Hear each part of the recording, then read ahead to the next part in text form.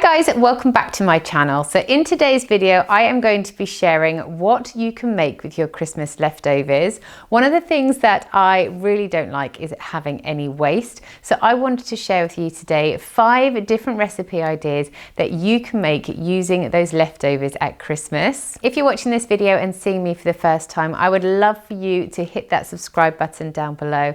I post loads of different foodie content, so if you need a little bit of meal inspiration, then I would love for you to subscribe. Also over my Instagram, I post lots of different foodie content there too. So I would love for you to follow me over there as well.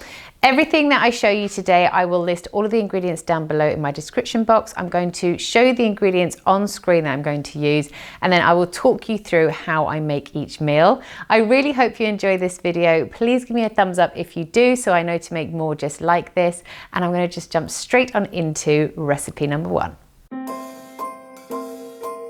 So with these leftovers, I am going to make a frittata. So I have got some carrots and parsnips, I've got a bit of red cabbage, I've got some pigs in blanket here, and then I will add in some eggs, some cheese, and I've also got some rosemary as well, and some salt and pepper. So you can make a frittata with absolutely any leftovers you've got. It's so versatile. You can add potatoes into here, you can add turkey, you can add ham, literally whatever you've got in your fridge you can just chuck in here, and it will taste different every time, which is great as well. So what you want to start off by doing is preheating your oven to 200 degrees centigrade. You're just going to finish this off in the oven. And then in a pan, you want to just melt a little bit of butter to begin with. And then you just want to start frying off all of your veggies. So as you can see, I just chop mine up a little bit so they're into little like bite-sized pieces. And then every time you have a taste of your frittata, you will pretty much get like a bit of everything in a mouthful. So I'll just start frying off my veggies and my pigs in blanket as well. And then what I'll do in another bowl is whisk up 6 eggs, just to make sure basically I'm not getting any shell into my pan. And then I will pour the 6 whisked eggs all over the veggies and the pigs in blanket. I will just leave that to cook on a low heat to make sure it doesn't burn at the bottom, but it will also be cooking the eggs upwards. While it's cooking, I'm just going to break my cheese into little chunks. I'll also lay the rosemary on top of my frittata with a bit of salt and pepper as well. After about 5 minutes or so, you'll see that the base has cooked through really well, but the top of the eggs just need a little bit of a go under the grill. So I just literally pop it into the oven for about 3 to 5 minutes under the grill to crispen up the top bit and cook the egg through properly. And then it's ready to serve. This is such a good meal because it's so versatile and it will taste different every single time you make it.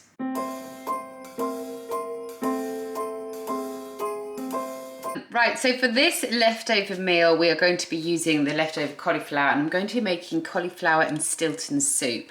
So what I've got for that is some leftover cauliflower. I've got some double cream here, salt and pepper, some thyme, 1 onion, 3 cloves of garlic, some Stilton cheese, which I also had as leftovers, and I've also got 500 mils of, you can use veggie stock or chicken stock, I've just got veggie stock here.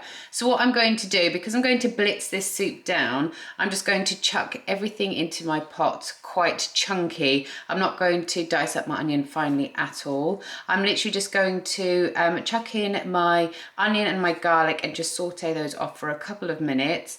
I'm then going to add in my cauliflower cheese. So because obviously that's got a kind of creamy, cheesy sauce to it, I will be adding some double cream, but I'll only be adding in about 100 mils or so of double cream, but you can add as much or as little as you'd like. I will then add in my 500 mils of veggie stock, along with my thyme, my salt and pepper, and my crumbled up Stilton cheese as well. But I will just leave a little bit of Stilton cheese for the end to crumble over the top as kind of like garnish. And then I'm just going to bring it all up to the boil and let it cook away for a good 10 minutes or so. Because this is all pretty much cooked already, you don't need to let it cook for too long. You just want to cook it until the onion is nice and soft. Once you've brought it up to the boil, I'm just going to reduce it down for another 5 or so minutes. And after that time, then I will just get my handheld blitzer and blitz everything down to a smooth soup texture. Once I've blitzed down my soup, I will then just serve it up in a bowl. And then, like I said, I will just crumble the leftover Stilton over the top. And then we also like to have this with some sourdough bread. I'll just toast it, pop a little bit of butter on top, and then I like to spoon my soup onto my sourdough bread and eat it just like that.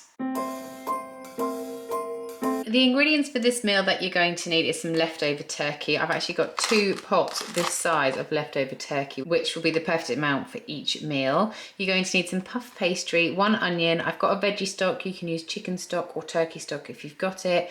I've got some dried tarragon, some mushrooms, some creme fraiche, and some salt and pepper as well. So what I'm going to start off by doing is finely dicing up my onion, and then I'm just going to melt some butter in a pan, add my onion to it, and just saute that off for a couple of minutes. I'm then going to add in my diced mushrooms as well and just let those cook through a little bit, letting any of the moisture that comes off them just evaporate a little. Once I've done that, I will then add in my leftover turkey, as well as 250 mils of creme fraiche and 100 mils of my veggie or turkey stock. And then I'll also add in some salt and pepper and 1 teaspoon of tarragon as well. I'll just let everything simmer away for a couple of minutes to reduce down a little bit, and then I will pour it into an oven-proof dish. I will then top the oven-proof dish with my puff pastry, and then I will also just brush some milk on the top of here as well. You can either brush milk or a beaten up egg over the top of your pastry just to make sure it doesn't burn and to give it a nice golden brown look when it comes out of the oven as well. You just need to pop this into the oven for about 25 minutes on 190 degrees centigrade, and then it's ready to eat. Okay, so for this bubble and squeak, again, you can literally use any leftovers that you have. I would usually use potatoes as well, but I don't have any. You could use roasted potatoes, or you could use mash as well. So it goes really, really, really nicely in here.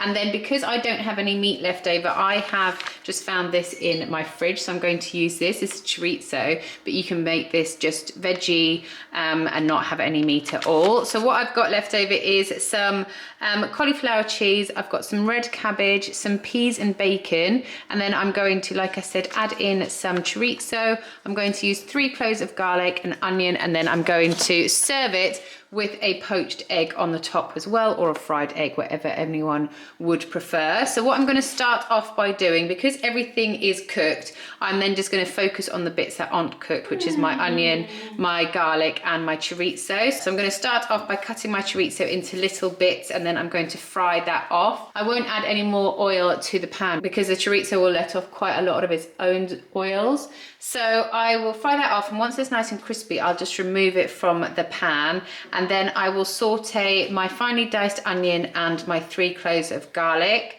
Once those have softened, I will then just add in all my veggies to my pan.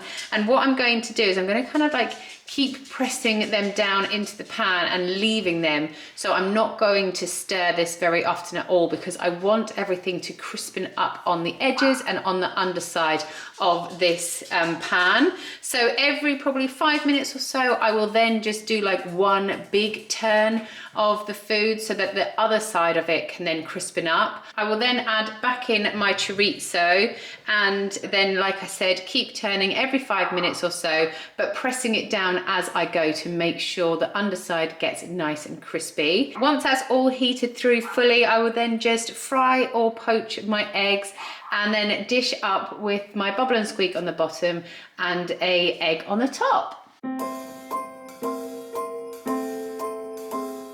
Right, the ingredients you need for this meal are some leftover turkey. I've got 2 drumsticks in here as well, so I will just take the meat off of everything, and then I'll have a nice little stash of meat left over. You need a nub of ginger, so I'll obviously not use all of this, I'll just take a little section of it. 1 onion, 2 cloves of garlic. You're also going to want to have 250 mils of chicken stock or veggie stock, or if you've got turkey stock, you can use that instead.